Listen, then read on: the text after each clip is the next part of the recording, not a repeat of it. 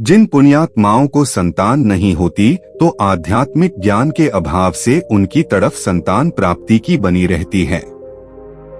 उसके लिए हर संभव प्रयत्न करते हैं, फिर भी कोई लेन देन वाला संतान नहीं मिलता है तो आजीवन संतान प्राप्ति न होने के दुख को झेलते हैं। विशेषकर स्त्री की संतान उत्पन्न करने की इच्छा प्रबल होती है। वह अपने को बांझ कहलवाना नहीं चाहती। भले ही जांच करके डॉक्टर बता देते हैं कि आप में बांझ के कोई लक्षण नहीं हैं।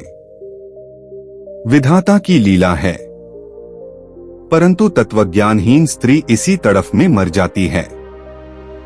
भक्ति न करने के कारण उसका अगला जन्म कुतिया का होता है। फिर जम के दूत उसे कहते हैं कि बहन जी, अब संतान पैदा करके सारी कसर निकाल ले। एक ब्यांत में 8 जामेगी, जन्म देगी। फिर अगला जन्म तेरा सुअरी का होगा। एक बार में 12 संतान को जन्म देगी और 7-8 ब्यांत करेगी, संतान की सारी भूख मिटा लिए। प्रश्न यह उठता है कि निःसंतान दंपतियों को कैसी समस्याओं का सामना करना पड़ता है। निःसंतान दंपति के ऊपर सामाजिक दबाव अधिक होता है। इतना ही नहीं, निःसंतान होने के कारण उन्हें दुर्भाग्यशाली भी माना जाता है। कई स्थितियों में उनका समाज में रहना भी मुश्किल कर दिया जाता है और कुछ लोग तो सुबह सुबह उनका मुख देखना भी अपशगुन मानते हैं। महिलाओं को अधिकतर बांझ जैसे शब्द बोलकर उन्हें मानसिक चोट पहुंचाई जाती है। प्रश्न नंबर 2, ऐसे कौन से कारक हैं जिनकी वजह से कई दंपतियों को संतान प्राप्त नहीं हो पाती। संतान प्राप्ति न होने का सबसे बड़ा कारक उन पर पिछले जन्मों का कोई ऋण न होना है, अर्थात उनका पिछला कोई कर्म संस्कार शेष नहीं होना है।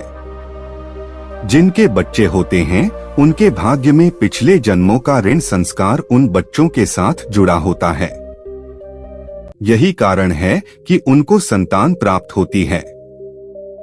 आध्यात्मिक दृष्टि से निःसंतान दंपति पुण्य आत्माएं होती हैं, जिन्हें आध्यात्मिक रूप से भाग्यशाली और उन्नत माना जाता है। इस तरह निःसंतानों का मोक्ष मार्ग भी सहज हो सकता है। प्रश्न नंबर 3, क्या निःसंतान होने के फायदे भी हैं? आध्यात्मिक दृष्टिकोण से जो लोग निःसंतान होते हैं वो पुण्य आत्माएं और भाग्यशाली लोग होते हैं। उनको आध्यात्मिक रूप से भी उन्नत माना जाता है।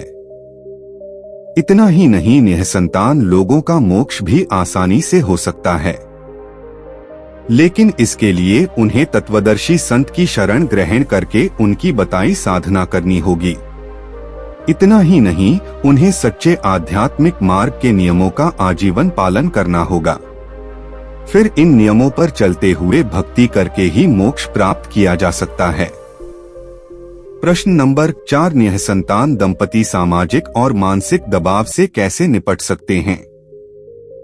निःसंतान दंपति को सर्वप्रथम तत्वदर्शी संत की तलाश करनी चाहिए और उनकी बताई शिक्षाओं के अनुसार जीवन व्यतीत करना चाहिए। फिर सच्चे संत के बताए अनुसार भक्ति करनी चाहिए। केवल तत्वदर्शी संत ही उन्हें भौतिक लाभ प्रदान कर सामाजिक और मानसिक दबाव से मुक्ति दिलाकर उनके जीवन को सुखमय बना सकता है। और यदि दंपति को पूर्ण मोक्ष भी चाहिए तो पूर्ण समर्पण भाव से भक्ति करनी चाहिए।